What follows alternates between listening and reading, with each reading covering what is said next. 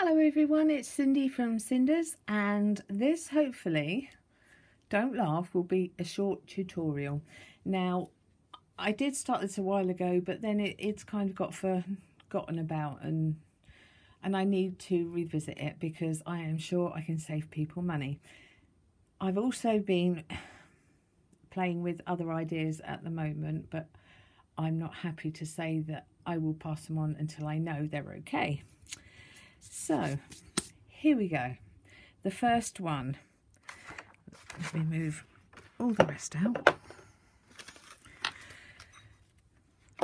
I have this thing, when I do shaker cards, I can't abide the sequins sticking to them. So there's one way to deal with that, and that is to lightly spray the sequins before you put them into the pouch.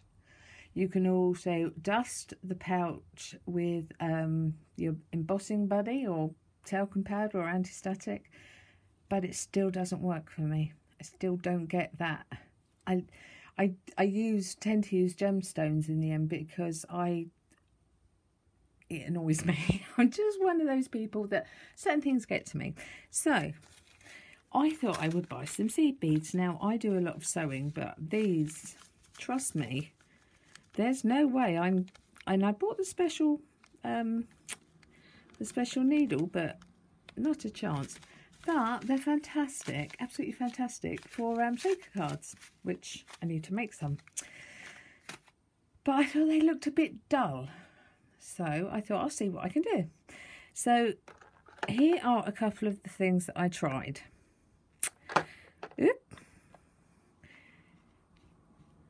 You can also use like the silica gel packets that you get into, not silica gel, the silica balls that you get in handbags and boots and shoes to keep the damp down. Now they will die with your Stampin' Up refills, they will.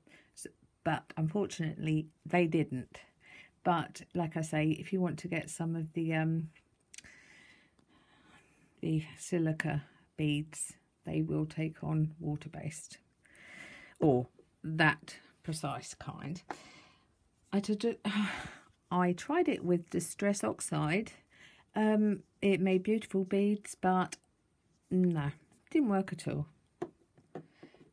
And of course the whole, I know that you're sealing it up in a package, but it's still, moisture will reactivate it, and then if it gets hot and sweaty, it's not a good thing. So I then went on to try my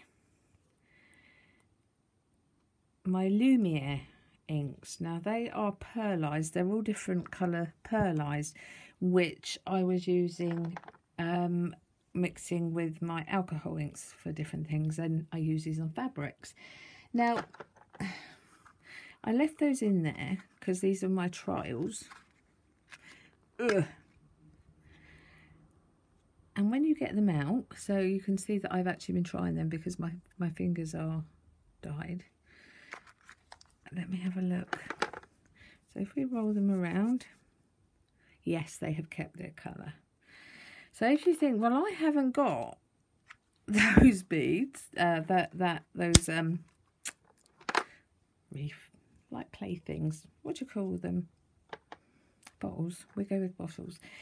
I thought I would use the alcohol ink that Jim Holtz brought out. That works beautifully. It dries quickly and it retains the colour. Can you see? They all clump together at first, but they are amazing. I should have tried them I should have tried the darker ones, but they don't rub off. So you would, if you have the alcohol inks, you can use these. Now, I cannot stress this enough. I really can't. I know I'm a bit of a clown and I can be a bit silly. You need to be in a ventilated area with anything with alcohol in. You shouldn't really spray alcohol, but I know some of the sprays are now have got alcohol added to them. I personally wouldn't do it myself. I do have alcohol spritzers that I will use, but only if I'm actually away from the camera and in my kitchen. It's a big kitchen, so it's got lots of spaces. Don't let your animals breathe this in. It can kill them. Your children, I should really have said the whole children thing. These fumes really are strong. So, and there is the blending solution to this that should never, ever, ever be sprayed, because there is an ingredient in there which if you breathe it in, you're not going to like the effect it has on your lungs, and it doesn't go away very easily. So, can't say it strong enough. Ventilation. So yeah, but back to the bright side. You can, if you have these, you can do those. Or if you have refills for Copics, or now the Altenew markers, they're coming out with refills, which is brilliant because I love them. So yeah. And if you think, well, I don't want to go to that trouble, they do coloured seed beads. They really do. You can buy them in all sorts of colours, and they're not static. But it might just be me that has that peeve. It might just be me. Could be. It's been known. Right, so move that. Right. Now, you all know how I emboss now, don't you? I emboss using talcum powder and a blusher brush. So we're good. I like it. It works. And especially, I have tried it. I should do that on air, try it live. I have done it where I have used that and the embossing buddy side by side. I must do it because I wanted to make sure if I'm telling you something, I need it to be true, which is why I don't usually come out and just say, oh, try this. I like to leave it a while just to make sure I'm not, you know, gonna cause damage of any kind. So the talcum powder, if you buy the cheapest talcum powder you can find, the cheapest, and this is going to come up in a minute, brush you can find, you do not need all the gadgets of embossing buddies and all sorts. We've probably all got them, but when I'm doing mine with that big brush, I can do the whole page in 2 swipes. I like it better. You can buy unscented talcum powder, so it doesn't have to have the smell. Now, I do have the one that smells of baby powder, and I love the smell of it, but I just don't use it because it's got too small of an outlet, so that's not for me. Right, so I like blending. You know this. I've told you I like my blenders. I tried these. Yeah, they're good. I've used them. You can see I've used them. Not so much that one. They are good, and they certainly do put streaks down.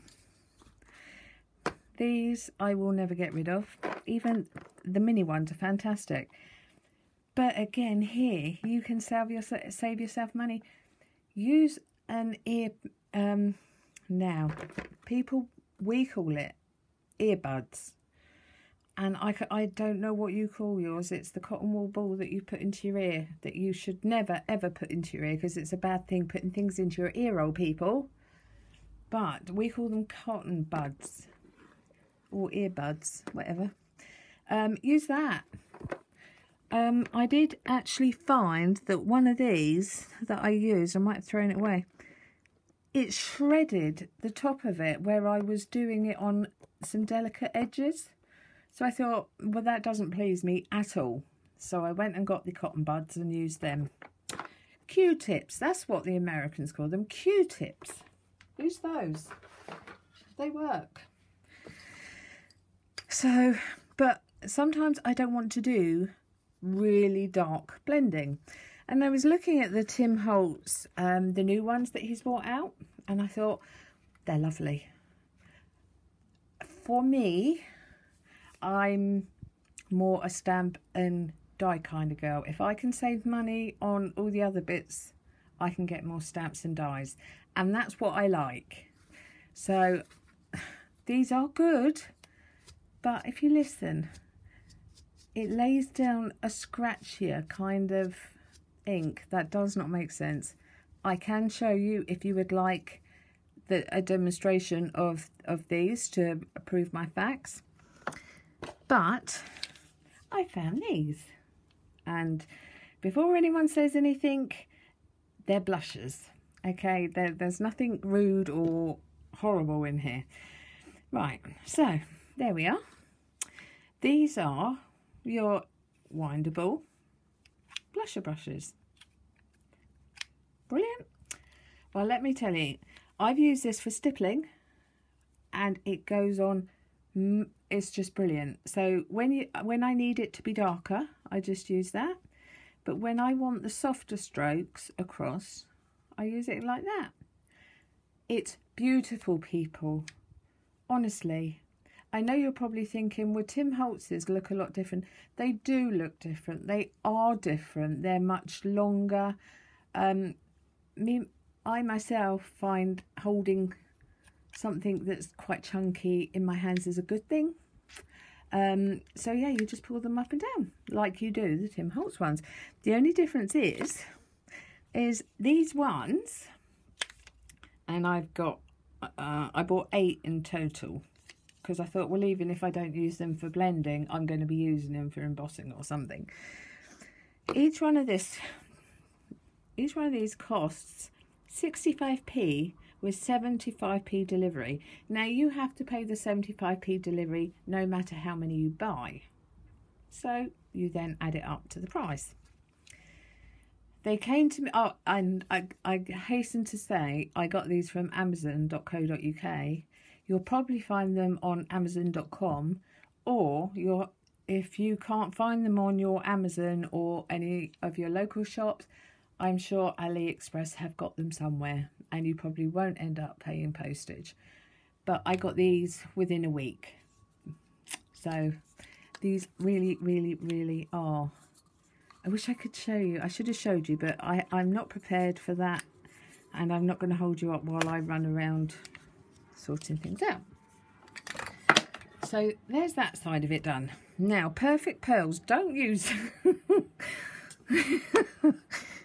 Don't use that with that. Trust me.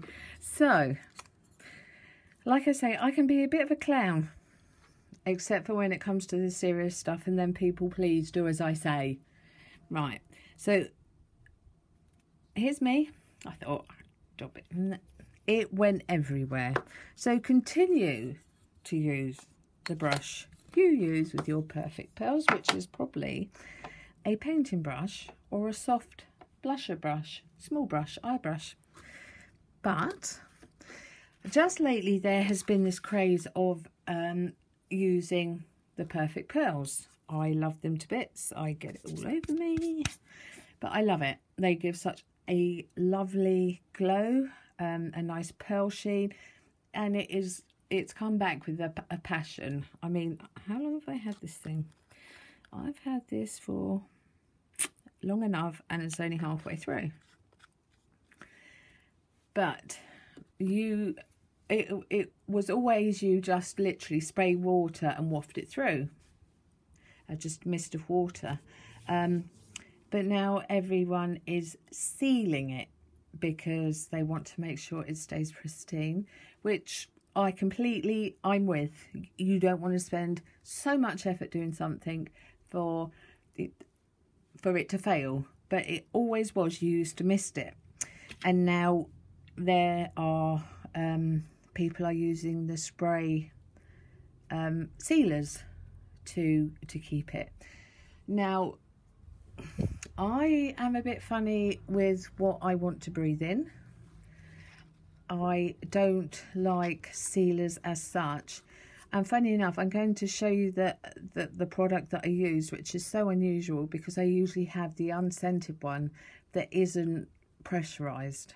However, this one is one that's been around for a very long time. So this is the hairspray. Now you can get this in unscented. You can get it in any size you like. You can get some that aren't, as I say, pressurised, that you use, that come out as a fine mist. You can get that from Avon. Any can be as cheap as you like. This is what I done earlier. I run my finger down. Oh. Cindy Ann. Right, so if I show you, you can clearly see my finger has run through that. So I sprayed it then, literally a couple of sprays at a distance and in again a ventilated room, people, please. And I just wafted the hairspray over it, and now can you see? There is a slight bit, I think. Oh, I don't know, because I just used the thingy. I should have done a pattern. But as you can see, it has remained. You don't have to spend a huge amount on a sealer unless you want to. Okay, so that one will certainly seal it, but you might want to get an unscented one because no one wants to smell. Does it smell? I would get an unscented one. If you go for their own brand, you're probably paying £1 or £2 maximum. So what was my next trick? So as you know, I have a problem with a tremor, and that means when I am doing very delicate colours, very delicate colouring in, I will seal it there. Can you see that? I will get these marks through. There's another one there.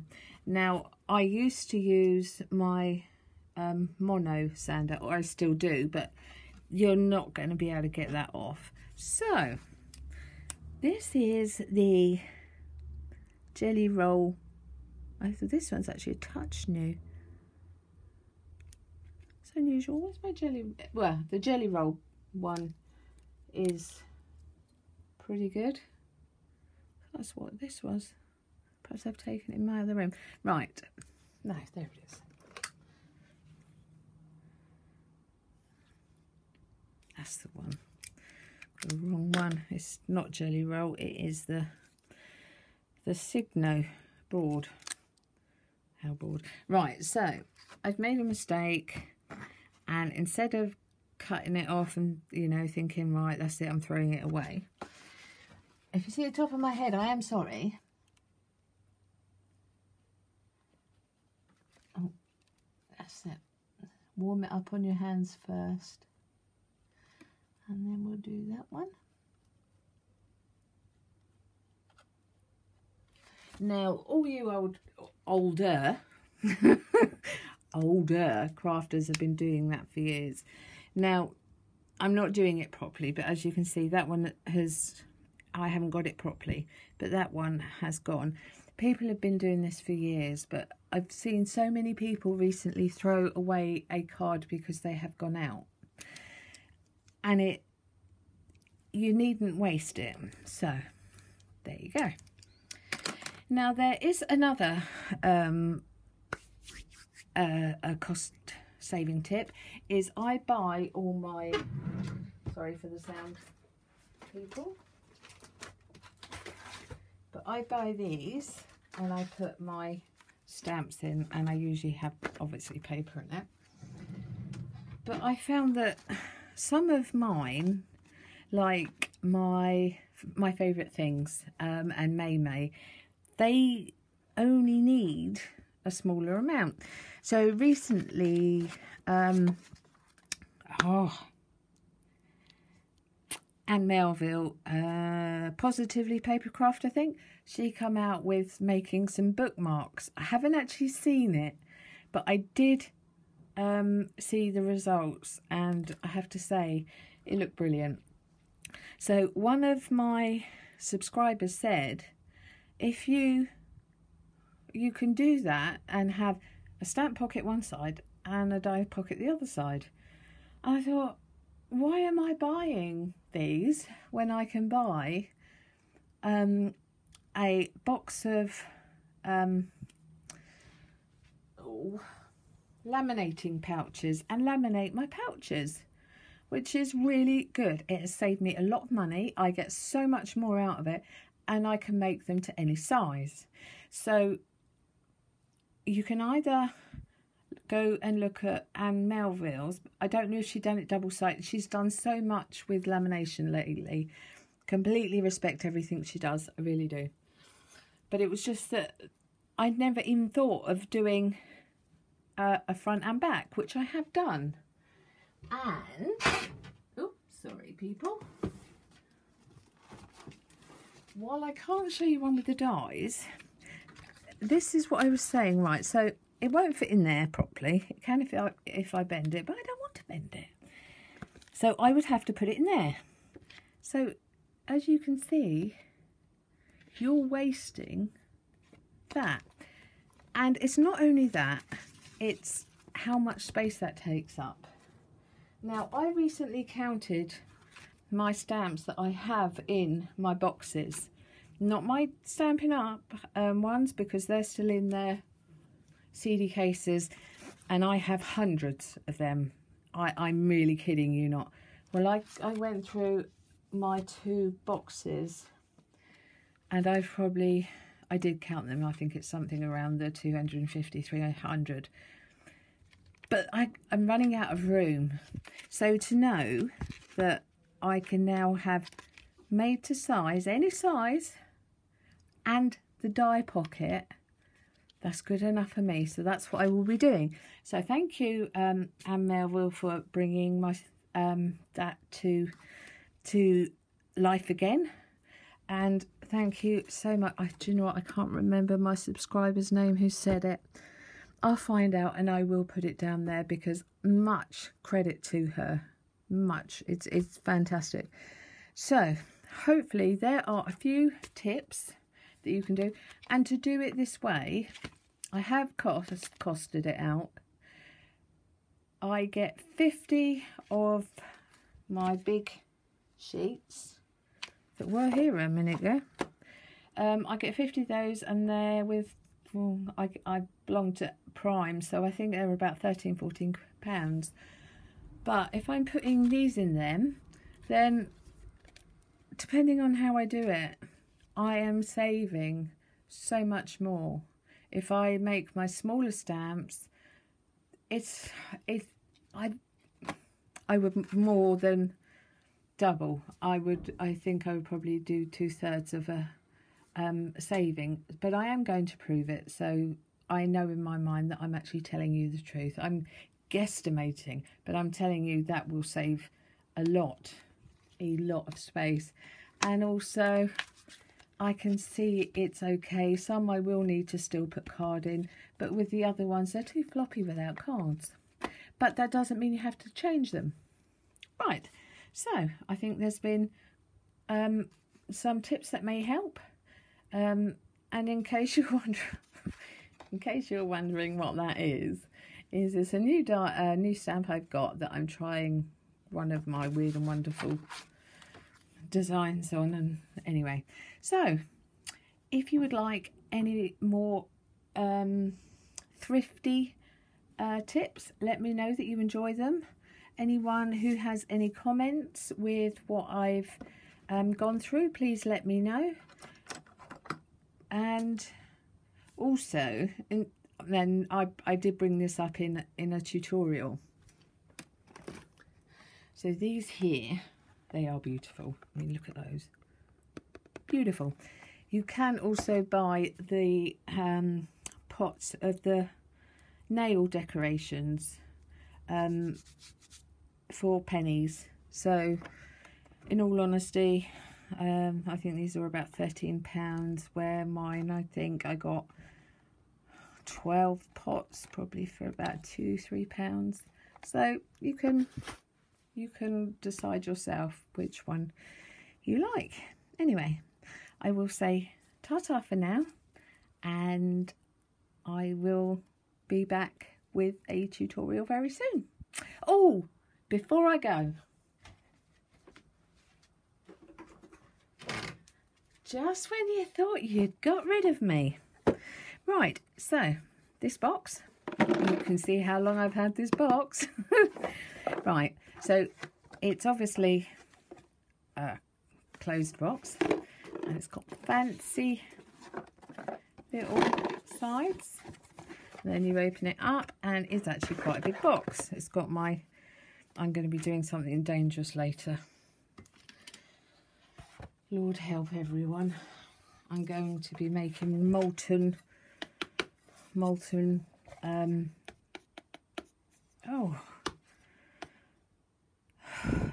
ceramic on there.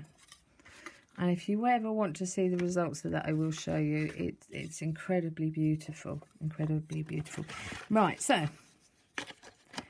that is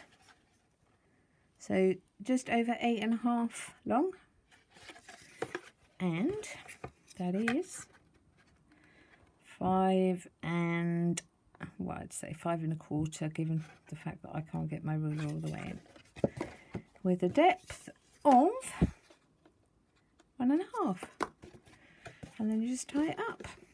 Now, I have been putting some of my storage bits and pieces in there, you know, my leftover embellishments, which then got me to the question, oh wow, Cindy, you really cut that well. Mind you, it was a long time ago. I maybe hadn't learned as much. So then that got me onto a question. Now, when I do a project, especially my albums, I always have stuff left over.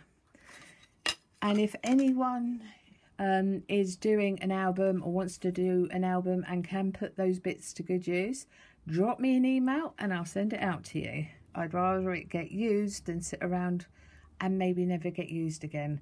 The bits that I got sent from Ellie are never leaving this house. But the other, anything I actually have over, I'm happily post it out to whoever wants it. Right, so there you go. And this was supposed to be a quick one.